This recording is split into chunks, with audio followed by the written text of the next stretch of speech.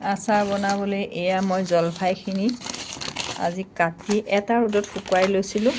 এয়া অকণমান হালধি ছটিয়াই দিছোঁ আৰু নিমখ পানীত ডুবাই থৈছিলোঁ।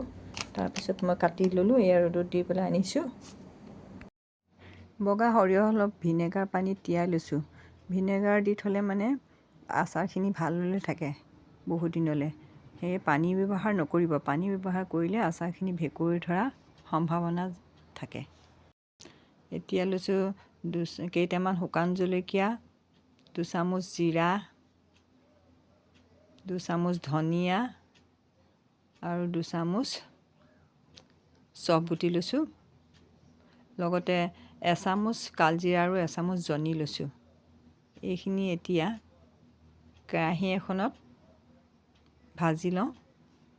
2টামান তেজপাতো দি দিছোঁ। গোটেইখিনি একেলগে ভাজি দিম কেৰাহীখনত।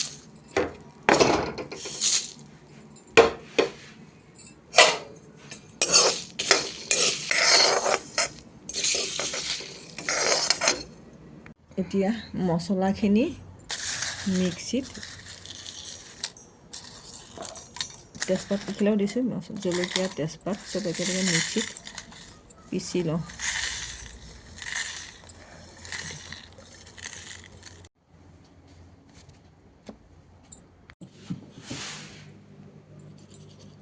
মিশ্ৰণখিনি দেখা পাইছে, ইমানখিনি দৰদৰা পিছোৱা হ'লে হৈ যাব।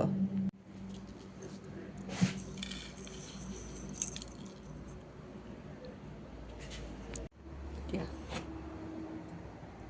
সৰিয়হখিনি মিক্সিত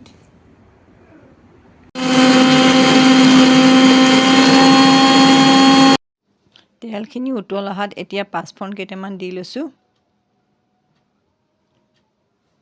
পাঁচফোৰণৰ লগতে অলপ হিং দি দিওঁ। এতিয়া আচাৰখিনি ঢালি তাত পিচি লোৱা মছলাখিনি ঢালি লৈ লৰাই দিব। নিমখ পানীত ডুবাই থোৱাৰ কাৰণে নিমখ নিদিওঁ। হালধি অকণ আগতেই ৰ'দত দি থৈছিলোঁ। এতিয়া শুকান জলকীয়া দিয়া আছিলে যদি জলকীয়া গুড়ি পাউডাৰ অকণমান ছটিয়াই দিছোঁ, ৰংটো ভাল হ'ব আচাৰৰ। অলপ ব্লেক চলো দি দিছোঁ।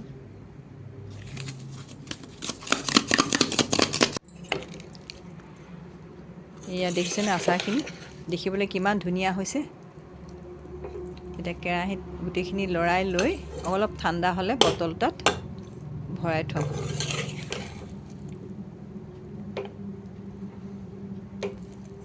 ভালদৰে লৰাই ল'ব লাগে। এয়া দেখা পাইছে আপোনালোকে আচাৰখিনি কিমান ধুনীয়া হৈছে। এতিয়া এই আইনাৰ শুকান বটল এটা ল'লোঁ, হৰলিক্সৰ বটল। ইয়াত এতিয়া আচাৰখিনি ভৰাই দিওঁ। টানকৈ মাৰি থোৱা সাঁফৰটো এয়া বহুত দিনলৈ খাব পাৰিব আচাৰ। এয়া মোৰ জলফাই আচাৰ তৈয়াৰ হৈ গ'ল।